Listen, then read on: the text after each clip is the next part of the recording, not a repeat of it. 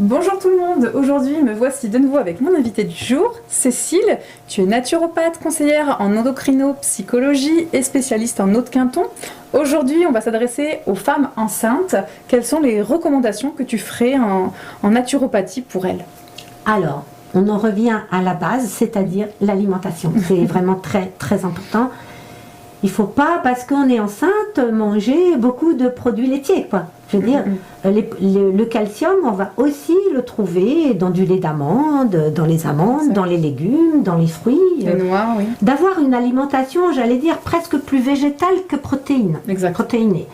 Pourquoi? Parce que l'alimentation protéinée, ça durcit aussi les muscles. Hein. Et oui. Et donc, il faut garder cette souplesse de l'utérus, qui est un muscle, ne serait-ce que pour grossir, mais aussi pour ensuite pousser, pour les pousser, pour garder cette souplesse. Donc l'alimentation, très importante, plus végétale que carnée.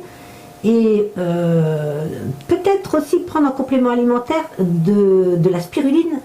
La spiruline, c'est l'aliment le plus complet qui existe sur la Terre.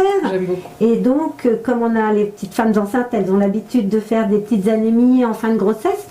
Eh bien, il faut vraiment faire ça à partir du 4e mois, prendre de la spiruline.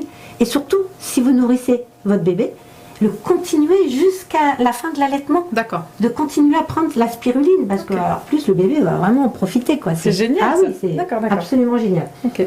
Parce que c'est sûr que quand une personne est enceinte et qu'elle fait de l'anémie, elle ne peut pas prendre forcément les médicaments. Non, c'est beaucoup tardiféron.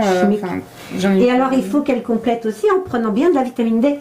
D'accord. Pourquoi c'est important cette vitamine D? Cette vitamine D, elle est très importante parce qu'elle va aider justement à fixer le calcium. D'accord. Donc, déjà, la maman n'aura pas de soucis après de décalcification ou de problèmes dentaires. D'accord. Parce qu'elle aura pris sa vitamine D et bébé va forcément en profiter aussi. Donc, il aura une belle ossature. D'accord. Donc voilà, et si on veut se nourrir, au lieu de prendre plein de fromage et de produits laitiers, autant prendre plein de végétaux qui sont pleins de minéraux aussi, plein de calcium. Les fruits sont pleins de calcium aussi. Exactement.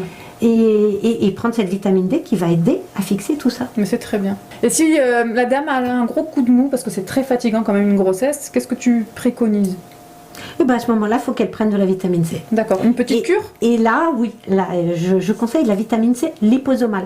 Parce qu'on peut prendre des cachets de vitamine C, mais c'est insignifiant la dose de vitamine C qu'il peut y avoir dedans. Donc il faut vraiment prendre la liposomale. Le liposomale, c'est quoi?